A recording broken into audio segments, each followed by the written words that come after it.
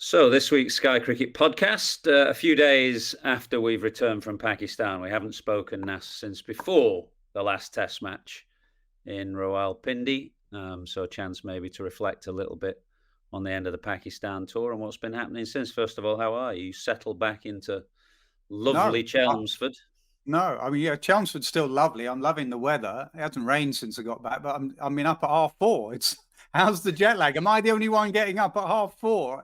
I'm getting up at 4:30 and falling asleep about 8 o'clock in the evening. I can't shake jet lag, so not a major issue, but yeah, a bit tired in the evenings and in the mornings, but glad to be home. And you're only home for a short time, aren't you? Before you jet off again to New Zealand at some Well, stage. that tour, as you know, the cricket never stops, does it? I mean, England are in the Caribbean playing within a few days of the Test tour getting home, and then presumably a day or two after that Caribbean tour ends, or maybe even as it's still going on, England's Test match team will be going out to New Zealand. I think they've got a warm-up game, haven't they, in Queenstown? They like warm-up games when they're in Queenstown, but Don't not we all? not if they're not. Seems a good Don't place to we have a all? warm-up game to me in Queenstown. But I'm not going until about the 23rd, so I get to Christchurch on the 25th, 2 or 3 days before the start of that Let, test. let's um let's look back because I had my say with Ian Ward at the end there of that last test match. I didn't hear you actually. What were your thoughts on that test match and that test match defeat and the general synopsis of England's tour of Pakistan? What did you make of it all? Well, I thought the third test was much more disappointing than the second test. I thought second test in Multan, just because of the slightly unique circumstances, I thought that was a very important toss to win in the second game. I don't think it was a win the toss, win the test kind of a thing, but I did think it was a significant advantage. And I wasn't overly critical of that second test. I didn't actually think the pitch in the third test was that bad. I thought it was a bit of a slow turner. It obviously spun a bit. That's what Pakistan wanted it to do, and it did. But I felt, as I'd been saying all along, actually, I felt there were runs to be had on that surface. Even on that last day, we started with Brook and Root coming out to bat, didn't we? With what were they behind, 70 or something? I can't remember. But I felt that they could have got runs on that surface, and it was almost like they were, they felt that it was worse than it was, and they were beaten before they walked out on that last day because it happened very quickly, as it tends to do with this team. But I didn't feel the conditions were that bad on the last day, so I was a bit disappointed how it all ended from England's perspective. I thought, they could have there were runs to be had. I mean, and in a way, that's been some of the kind of chatter, hasn't it, since the end of that Test match and around that series.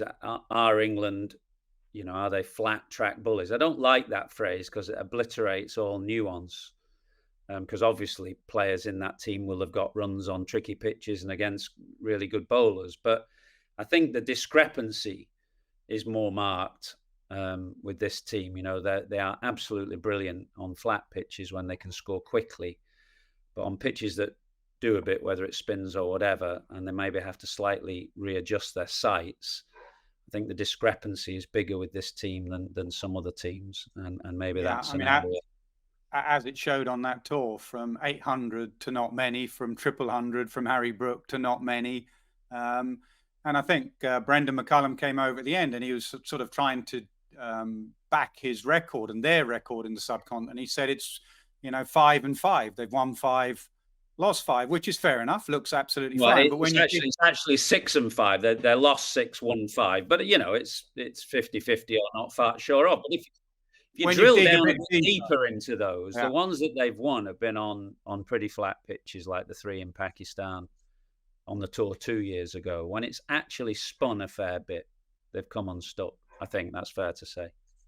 Yeah, but I think you got to separate that from because of this side and because of Stokes and McCullum and because of what they've created, the sort of negative impacts when they do lose is also for me a little bit too huge. So if you go back to when they won the first test in Multan, they had won six of their last seven. and they looked a very good side. And then, so everyone's raving about them, and then they lose the last two, and everyone's doom and gloom about them. I think what we can say is that they are a very good side, but they're a very good side in certain conditions. In fact, they're a great side on that first test match. To concede 560 runs and still win a test match takes some doing. Whatever state Pakistan were in and their selectors were in and everything that was going on, that still takes some doing. And to do that, 4 tests in Pakistan in a row at that stage was fabulous. So in those conditions, I think they are a really, really good side. But I do have to say, and it's not just spins, it's when it's a bit slow and a bit grippy and it turns a bit. I do think they have hard hands and they go hard at the ball. It's almost why they're selected, to go hard at the ball. If you think of Crawley, first ball of the Ashes, you think of Crawley, that first test match in Multan, bang, the sound of bat on ball was absolutely joyous if you're an England fan. But that comes from hard hands going at the ball. When it grips and turns and is a bit slow and low, you have to have a bit more nuance to your batting. You have to be a bit more Saud Shakil. You have to work it into areas. And I think England possibly, they have Duckett who does that with the sweep. They have Root definitely who does that. But I do think there's 3 or 4. Stokes has just gone off the boil in the subcontinent. Pope, Crawley, there's 3 of their 6 that seem to struggle in those conditions. It goes back to something I think right at the start of actually Ben Stokes' captaincy. You asked the question, didn't you, about whether an Alistair Cook type figure Yes.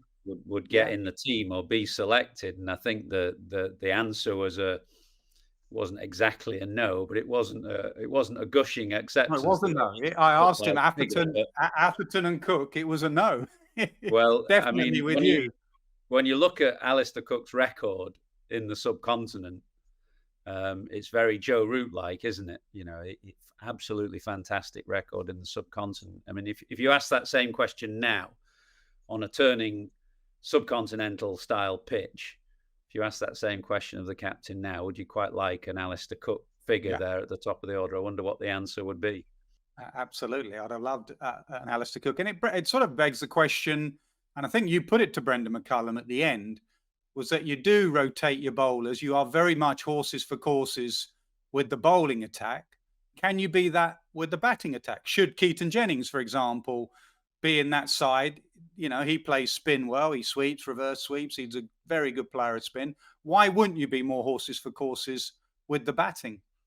I mean, I guess the answer to that is in the ideal situation, you want to produce players who are adaptable in all conditions and all countries, because you don't want to be chopping and changing the team from game to game or series to series. You want to try and develop a team for all conditions. But it is true, and what they've done with the bowling is clearly it would be nonsensical to have the same balance of team if you're playing at Headingley in May as if you were playing in Multan, that second test, on a recycled pitch. So they are prepared to shift the balance of the side or the type of bowlers that they have, rightly so, for an attack in the subcontinent. But they tend not to do that with the batting. They tend to go with that same top 6. And we'll come on to how much depth there is maybe shortly, because, you know, we'll talk about the team that they've selected for New Zealand, which includes Jacob Bethell, the only change. So, but before we do that, Pakistan, all's well now. I was going to say, I mean, first of all, it was a frustrating tour in terms of a tour, just because, it's quite short. We had 2 games in Multan rather than traveling around a bit more. Security as ever was pretty tight.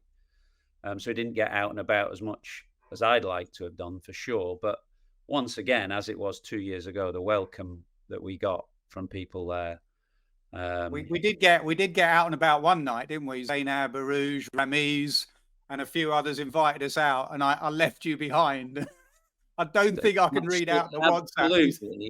Absolutely. Typically, we're there having dinner. I get up for 2 minutes to go to the loo, and when I come back, you've gone. You've taken the only car that is there to transport people, and you've gone without a bye or leave. And then I had to wait till the whole dinner was finished in order to get some transport back. That was very typical Hussain I cannot behaviour. read out. I So cannot read out the WhatsApp that you sent me. no, you can't. Surrey and Ward just got up and left, so I jumped in the car with him. So It was a that, short and to the point WhatsApp message that I sent you that is unrepeatable. Anyway, after that win, great win for Pakistan. Of course, there's like chaos there still.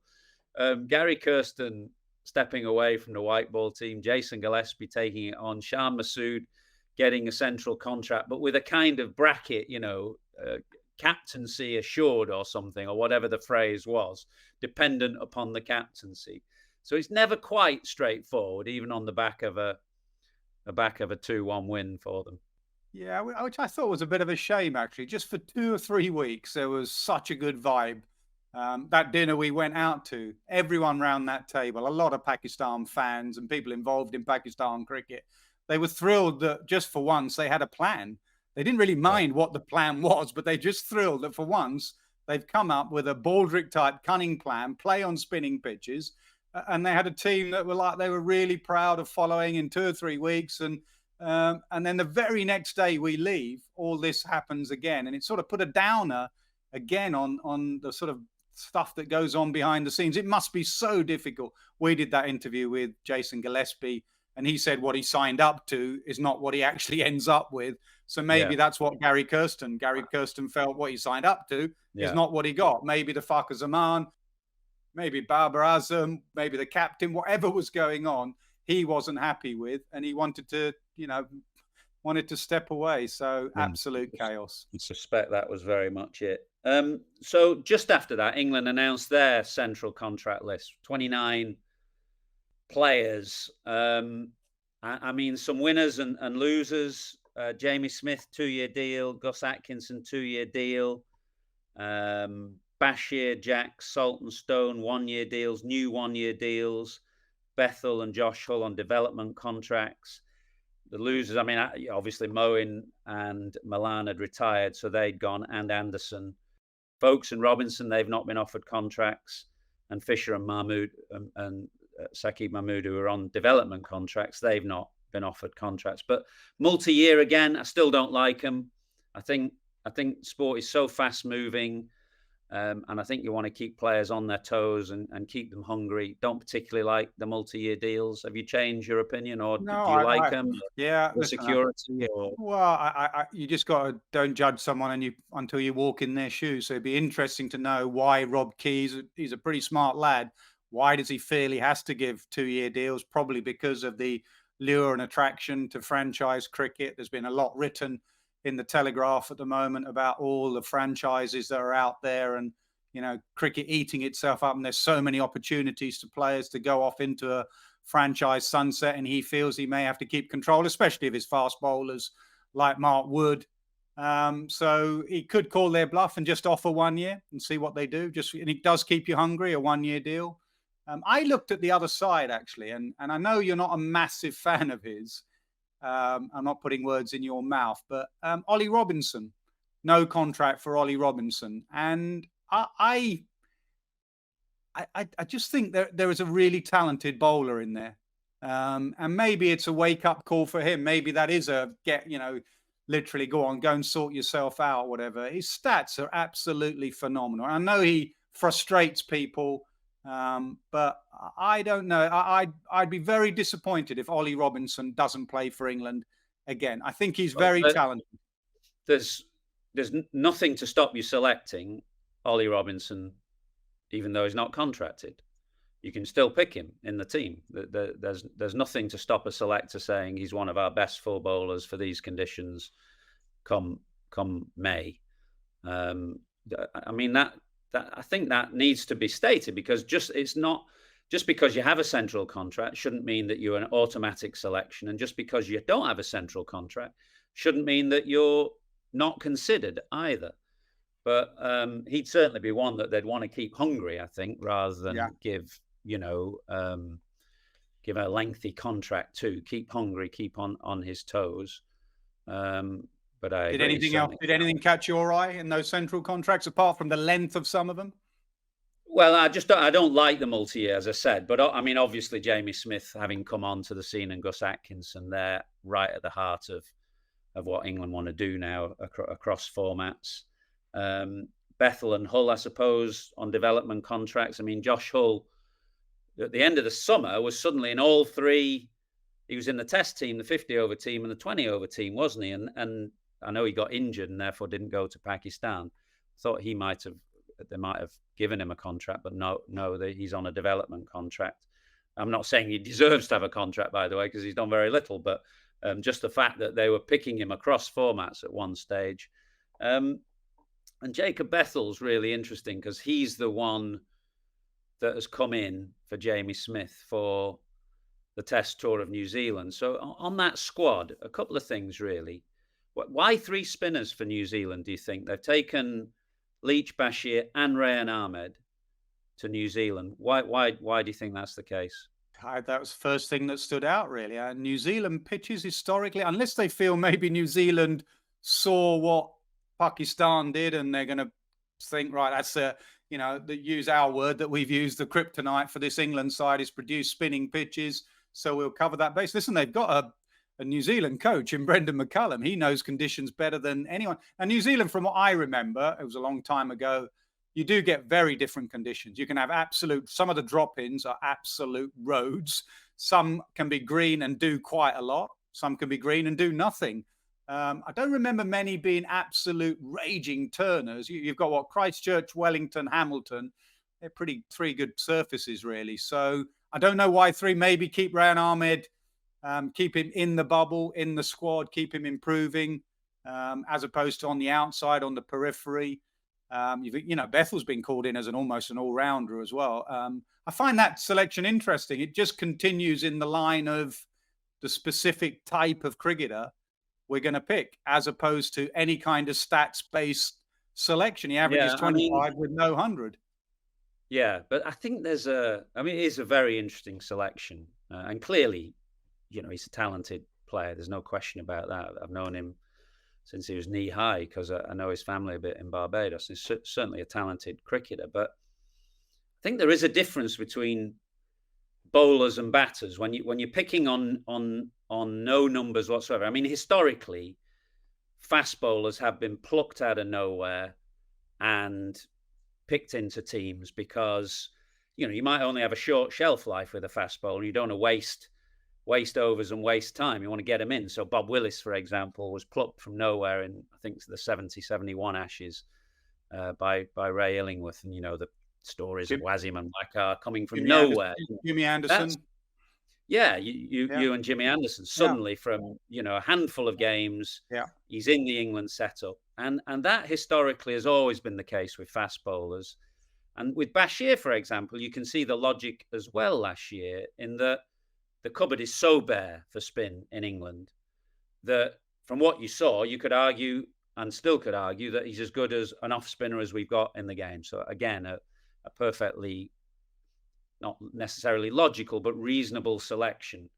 But batting, I don't know. I mean, historically, batters have had to show an amount of form in first-class cricket.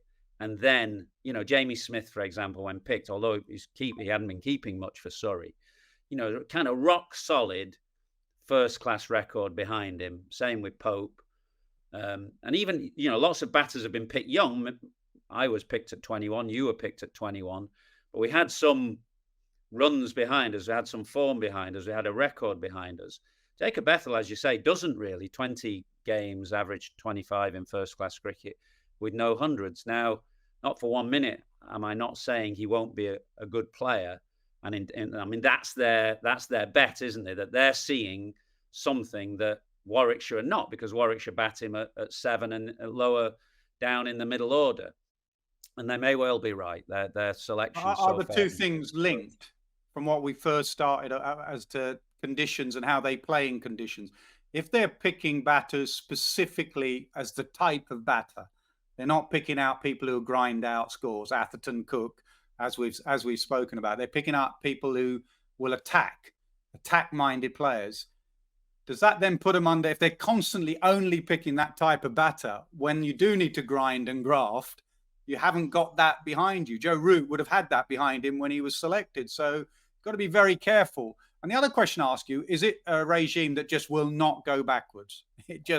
It is not for turning. So you will never go back to a Vince, a Dawson, a Lees, a Jennings, a Hamid, a Burns, a Sibley. It just, those days and those I players are guess gone. they've never been picked under this regime, have they? The players that you mentioned there, I can't think of any of those that were Maybe picked Lee started. by Stokes and McCullum. You know, Hamid was before, Sibley was before, Burns was before. I can't think that Dawson's been picked or Lees Vince. was, I think, the only Lees one. was the one that Yeah. they left out.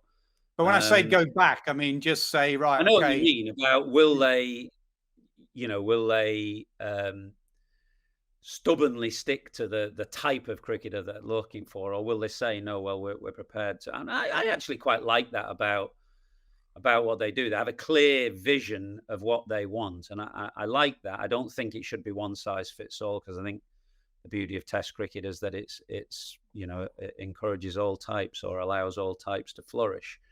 But I like the fact that they have a clear understanding of what they're looking for. But just to go back to the Bethel thing, something I saw, I was flicking through the Wisden Cricket magazine that's just out, and I saw a quote from Mark Chilton, who's Lancashire's director of cricket, and he said, ideally, you'd have a domestic system that has enough credibility for performances to be rewarded by England. The detachment, or what he called the detachment and misalignment with the domestic structure, is fundamentally wrong. And I think it's a very interesting point that he's raising. And if you put it specifically around, the Bethel selection, there is a misalignment there. Either, England are seeing something Warwickshire are not, or Warwickshire are not seeing something England are. And then also on the performance, if performance is important, which I think it is, it's not a selection based on performance. And if that, what Mark Chilton there calls a disconnect or misalignment, stretches too far, you then start to ask, well, what's the point of, domestic cricket, first class cricket in England, if the performances there are totally irrelevant when it comes to selection? What's the point of it? So I think it's a very interesting, an interesting issue that he raises, and I suppose it's specifically, you can relate it to that particular selection. Yeah, all I would say to back up the selectors is what they have done. They've selected very well. The people they have picked in the last 2 years, random picks that they've done, have come in and they've all done very well and look very good cricketers. And you're not looked at any of them and thought, well, what they picked him for? They've all looked good picks and put in performances straight away. But as opposed to looking at that, and that's why I brought up the point of will they ever go back, is I would like to just, it can't be a closed shop. I would like to keep knocking Crawley and Pope, two of your top three. I would like to keep just nudging them to say, do you know what? Keaton Jennings is getting a few runs, or Hamid's now getting a few runs, or Rory Burns got a lot of runs this summer. Your place is not granted forever. We can't be looking too far ahead. The Pope one is interesting, isn't it? We wrote a couple of pieces at the end of the tour, and you see comments below the line, and Pope's the one that the supporters seem to have in their sights. And it's interesting because at number 3 under Stokes and McCullum, he averages 40 with 600s. I mean, the last number 3 to do that would have been Trott, and that's pretty much what you were doing at number 3. Thank you. I was on that list. I read Steve James. I was on that list. But it's a bit feast or famine with Ollie, isn't it? It's the odd big score and then a few low ones to rattle around. Brendan, sorry, Stokes said this is the best 6 in England.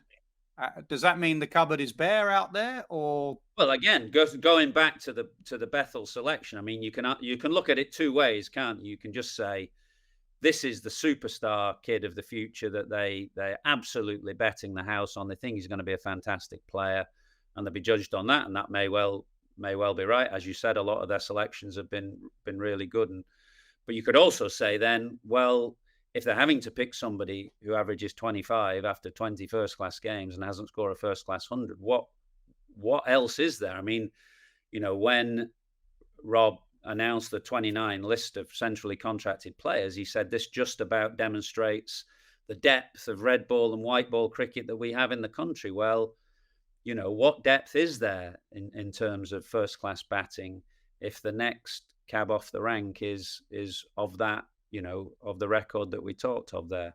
Maybe But it's just another one of their punts that will come off. yeah, Did you watch any of the ODI last night or not?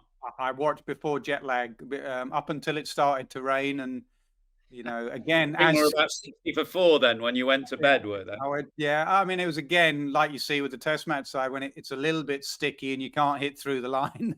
They were still trying to hit through the line and chipping it up in the air, and everyone getting caught. Listen, there is a lack Hard, of. isn't it? I mean, that tour left the day after Pakistan finished. It's not going to be. It's not their. I don't know what their best choice ODI team would be at the moment, but that wouldn't be it, given that some of the Test match players would be in there. But England's ODI performances of late have been a bit sketchy. I got Benedict to send me the numbers since the start of the World Cup. Played 18, 50 over World Cup. This is played 18, won 6, lost 12. Since the start of 2022, 23, played 33, won 13, lost 19. So it's a team that's definitely in transition. They looked a batter or two light, didn't they, yesterday with that team? And lacking experience as well. I mean, there were 4 lads on debut. And not Adil just Rashid, international experience either. yeah, It's 50 over experience. yeah.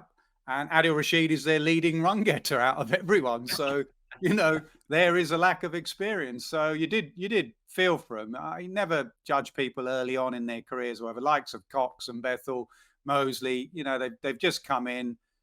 Give them time. They are very talented. I do think there is depth to white ball cricket. But you need time. Yeah, these lads that they talk about, the Bairstow, Roy, that golden era, Morgan, whatever, they took time to develop into great cricketers, great white ball cricketers. But we had Rob Key after the World Cup. He sat down with us, and he was quite open about the fact that he didn't give Mott and Butler their best side often leading up to that World Cup, and he's still not giving them the best side. And their captain is injured, and they've got an interim coach. They've got a coach coming in the new year, and they're still not getting their best side. And it's because of the schedule. You've got them playing in Pakistan, and you've got them playing in New Zealand. In between, you've got this sort of bilateral tournament. I don't know what the solution is, Ath. It's great for me with jet lag. I can go to bed last night, watch the game. I can wake up this morning, watch India, New Zealand, Women's Big Bash. There's just so much cricket. I don't know what the solution is, but the problem for England is that they're not putting their best 11 on the field in white ball cricket. That is a problem, because international cricket is supposed to be the absolute best that you can put out against somebody else's best that you can put out. But if that best is constantly being compromised, whether that's because of the schedule or because, some cricketers are preferring franchise cricket over international cricket, whatever that may be, it may be a combination of factors. Once it's not best v best, then it loses something. It's missing something. So, the piece in the Telegraph the other day about how cricket ate itself. I mean, there's nothing new in that piece. It's something that we talked about on many, many occasions, but there does need to be perhaps a greater amount of regulation or a restructuring of the. I firmly believe that it's only the players now that can do it. The game is so far gone down the free market route. It's only the players' voice, and that has to count if they're going to get. What about the boards and going back to the days, maybe, or I don't know if you go back, but you have a Test series, a 50 over, and a T20 against the same opposition. I mean, I think England's next tour of South Africa, which may be 2 winters away, I'm not sure, but that's 3, 3, and 3, isn't it? 3 tests, 3 ODIs, 3 T20s. That's some kind of narrative, you win the test. Narrative. Yeah, exactly. We fight back in the white ball series or whatever. Just random bilaterals. You remember Andrew Strauss tried to do when you had those tours where it was tests, ODIs, T20s. If you remember, Strauss's idea was to try and, almost like the women do with the Ashes, get the points all in and try and create a bit of narrative around it. As we speak, India are 4 down, 86 for 4. New Zealand 235. What chance of a Kiwi whitewash of India? What a turn up that would be. Unbelievable. I mean, how many sides go to India and win nowadays? Very, very few. And I saw what Cricinfo ran a thing to say, is this the biggest upset in recent times? And there are obviously a few. There's been a few upsets along the way, but I don't know. New Zealand winning in India right now probably has to be up there, doesn't it? Absolutely. I think it's been a good month for cricket, actually, with the New Zealand women winning that World Cup and sort of halting for a while. You know, Australia's charge. the Australians, and then Pakistan winning against England, and then New Zealand winning in India, also winning away from home. I think that's good. Too many sides are winning at home, and home advantage has become too much of a thing. And they're very. I was watching them today. You know, to just have smart cricketers, they really do. You know what? Sometimes you watch England and it's just sweep, reverse sweep all the time. And you watch the New Zealand batters and they'll come down the pitch and hit. Then they'll dab sweep. Then they'll reverse sweep. Then they'll hard sweep or knock it into a gap. You know, Santner, I've always rated. I know he's injured this game, but Santner in the last game. And they always seem to stick to that core of players. And some of them are getting a bit long in the tooth now, but they still perform. So it has been a very, without Williamson, when you said sticking to a core of players, I wonder whether, you know, Brendan McCullum being England's coach and obviously Kiwi background, I wonder whether that informs a view of his selection and feeling around the England team. The fact that, you know, he's a Kiwi and they had a small pool of players and therefore stuck with them through thick and thin. I wonder whether that will have an impact on how he sees selection with the England team. Yeah, who knows? But those key, what stands them out sometimes is that they are really smart and they do the tough when it is a bit tough, when it is spinning or whatever. They find a way of getting runs. So I think this England team could look at how they've played in India. And look at some of their batters and even their spinners. Really, I mean, we didn't talk about England, Pakistan. We didn't mention the spinners and how completely out bowled our spinners were by the Pakistan spinners, Noman and Sajid. So there's still a lot to learn from this England side, and you know, New Zealand have been quite brilliant. Whether they go on and win this game, Jadeja. What's your prediction then? A 3-0 whitewash? Is that what you're predicting? No, I think I've got a feeling it'll be about level on first innings. India have a long batting lineup, and then that third innings, that red soil looks like it's going to turn big. So I reckon Ashwin, Jadeja, and Washington Sundar might bowl New Zealand out cheaply second time, but who knows? Do you not think it's been good watching the last month? These absolutely. I, as we said out there in Pakistan, I much more enjoyed watching the second and third test than the first. I mean, the first was fantastic for a few reasons of Brook and Root and the records falling, but I really enjoyed watching those two spinners from Pakistan. Noman Ali was really old-fashioned flight and guile bowler of the type you don't see that much of now. And, you know, his strength was his ability to just kind of keep the ball hanging in the air beautifully. Santner can do that as well. It's lovely. And then Sajid, all energy and passion and, you know, trying to put a rip on it. And I thought they were great to watch, actually. And I really enjoyed watching the last two tests, second and third. So it's always a balance. Preparing pitches is an art, not a science. But if you can have an even balance between bat and ball and maybe just the bowler slightly in front, you don't want to get to extremes all the time where the tests are finishing in 3 days and it becomes a lottery. But I think, you know, a bit more in it than certainly was there in the first test in Multan. Anyway, chaos at my football club. What? United? What? My God. You like Pakistan cricket, aren't you? You just got to keep an eye on them. You just rock up. There's going to be a new captain and new manager, and you know who knows. Well, I'd have stuck with Ten Hag. I think I'm the only person in the whole world that would have stuck with him. But I'd have given him more. As an Arsenal fan, I would have definitely stuck with him. We're disappointed he's gone. Okay, we'll keep an eye on England in the ODIs and the T20s. Maybe we'll reconvene in just before England go to New Zealand and have a natter about what's ahead.